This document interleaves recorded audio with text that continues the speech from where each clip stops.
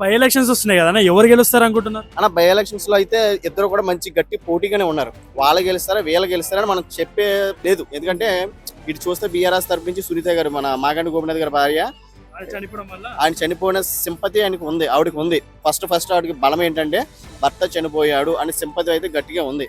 Next రెండోది ఏంటంటే కాంగ్రెస్ తరపున కొంచెం వ్యతిరేకత ఉంది. చెప్పరు కదా, హైదరాబాద్ ఉండొచ్చు, నెక్స్ట్ హెచ్సిలో జరిగిన వాటి గురించి అయ్యి కొంచెం నెగిటివ్ ఉంది, స్కీమ్స్ ఇవ్వలేదని చెప్పేసి ఉన్నారు కదా, దాని గురించి కూడా కొంచెం వ్యతిరేకత ఉంది.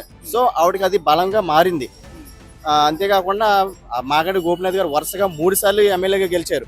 అది మామూలు విషయం కాదు. ఒక వ్యక్తి 3 సార్లు ఎమ్మెల్యే గెలవడం అంటే ప్రజల్లో ఎంత ఆదరణ ఉందో మనం ఇక్కడ గమనించుకోవాలి. సో ఆవిడకి అది కూడా ప్లస్ పాయింట్ అవుతుంది. రెండోది ఇటు వస్తే కాంగ్రెస్ తరపు నుంచి వస్తే నవీన్ యాదవ్ గారు నిలబెట్టారు. ఆయనకి యూత్ లో మంచి ఫాలోయింగ్. తండ్రి గారు అయినటువంటి శ్రీశైలం గారు కూడా మంచి పేరున్న వ్యక్తి, మంచి పాపులారిటీ ఉన్న వ్యక్తి ఇక్కడ. అందులోకి అదొక ప్లస్ అయింది నవీన్ యాదవ్ గారికి.